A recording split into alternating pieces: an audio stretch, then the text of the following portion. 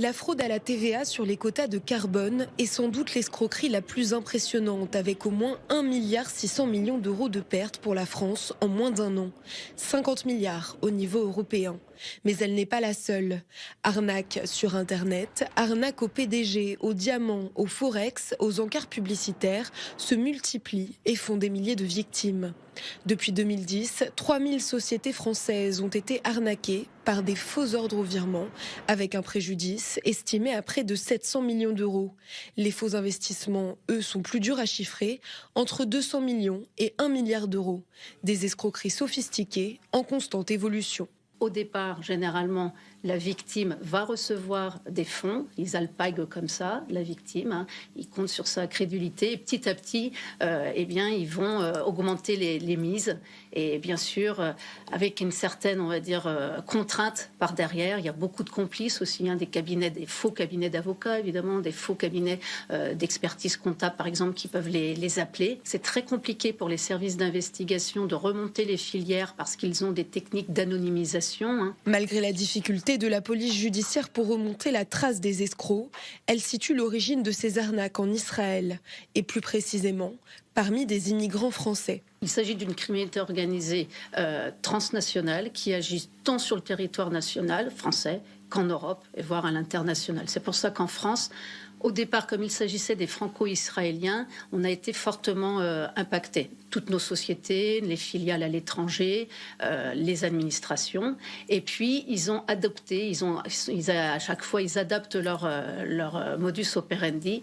Et petit à petit, ça a gagné donc toute l'Europe. Dans son rapport interne, le CIRASCO, le service de police judiciaire qui collecte les données nécessaires à l'analyse des activités des groupes criminels organisés, pointe également du doigt le mode de vie de ces criminels présumés, et notamment de ceux qui ont fui en Israël pour échapper à la justice française.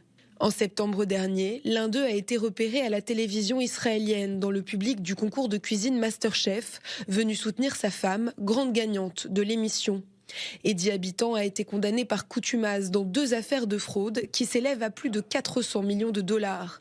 Il ne s'est jamais présenté à ces 2 procès en France.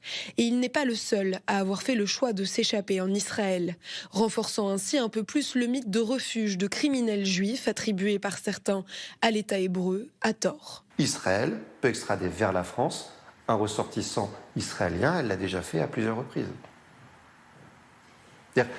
C'est très rare, et c'est cette rareté qui fait que beaucoup de personnes s'imaginent que s'ils ont la nationalité israélienne, ils ne seront jamais extradés, ou même s'ils sont juifs en Israël, ils bénéficieront d'une protection du retour. Rareté qui s'expliquerait également par la différence de système judiciaire entre les 2 pays, et donc une incompréhension mutuelle.